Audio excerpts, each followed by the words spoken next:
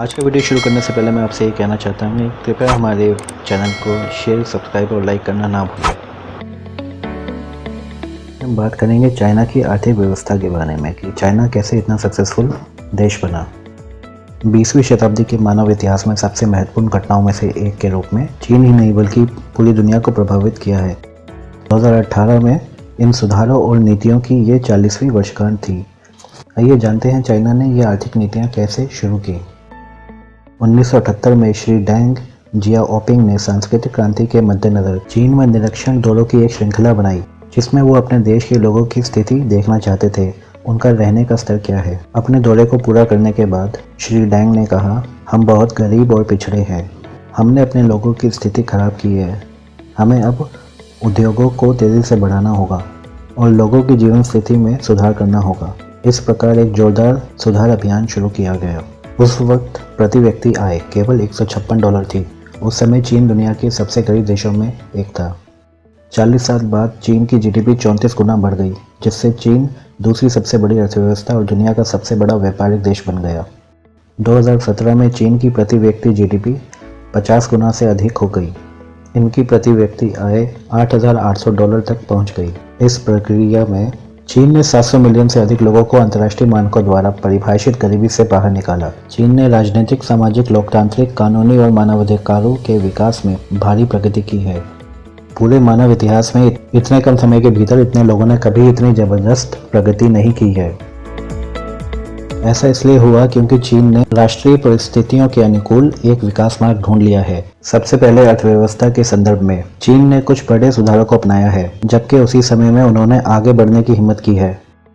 चीन ने बाजार के साथ सरकारी हस्तक्षेप को जोड़ा है और धीरे धीरे एक दोहरे ट्रैक वाली समाजवादी बाजार अर्थव्यवस्था की स्थापना की है। इस तरह से चाइना ने आर्थिक उथल पुथल को रोकते हुए अपने बिजनेसमैन को बहुत प्रेरित किया है। 1978 में चीन में लगभग कोई भी निजी उद्यम नहीं थे। वर्तमान में निजी उद्यम चीन की जीडीपी में 60% और शहरी और ग्रामीण रोजगार के 80% से अधिक का योगदान करते हैं। चीन कम्युनिस्ट पार्टी के नेतृत्व और एक जन केंद्रित दृष्टिकोण का समर्थन करता है। 56 जातीय समूहों और कई धर्मों के देश के लिए स्थिरता का हमेशा महत्व होता है। इसी समय चीन सरकार ने समय के बराबर रखने के लिए अपने दिमाग को मुक्त कर दिया है।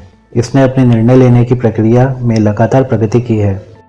सरकार ने अपनी कानूनी प्रणाली में सुधार किया है, मानव अधिकार और संपत्ति के अधिकारों की रक्षा की है और लोगों की मांगों का जवाब दिया है। कुछ समय के लिए CPPCC यानी चीनी जन राजनीतिक परामर्श सम्मेलन में काम करने के बाद चीन की कम्युनिस्ट पार्टी के पास अपने अधिकारियों का चयन करने के लिए एक अनूठी प्रणाली है। चीन में राजनीतिक स्थिरता ने अपनी नीति की निरंतरता की गारंटी दी है। 1ली से 12वीं तक की सभी पंचवर्षीय योजनाएं एक के बाद एक पूरी हुई है।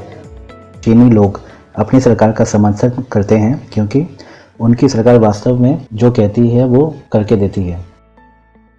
चीन अपने उद्योगों को बढ़ावा देने और निर्यात को बढ़ाने में नई तकनीक का विकास कर रहा है। आज चीन के सकल घरेलू उत्पाद में 57% विज्ञान और टेक्नोलॉजी का योगदान है। जैक मा और पोनीमा जैसे कारोबारी नेता चीनी युवाओं के आदर्श बन गए हैं।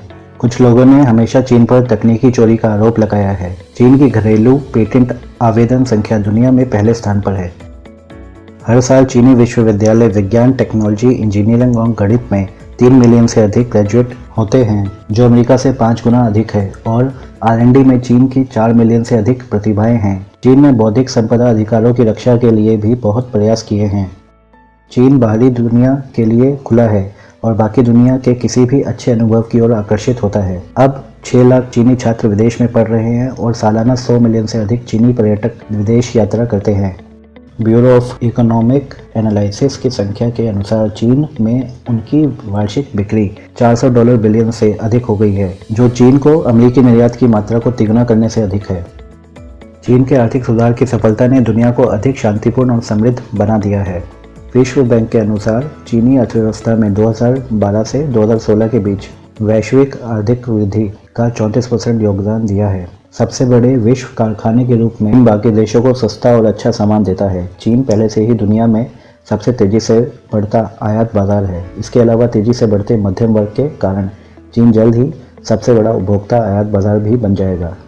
वास्तव में चीन की सफलता वैश्विक सहयोग के परिणाम स्वरूप भी है। हाल के वर्षों में चीन ने बेल्ट एंड रोड इनिशिएटिव का प्रस्ताव किया है और AIIB Asian infrastructure investment bank, BRICS new development bank और शंघाई कोऑपरेशन ऑर्गेनाइजेशन बैंक की स्थापना की वकालत की है।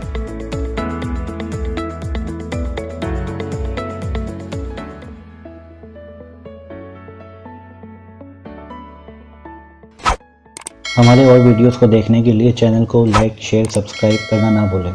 धन्यवाद।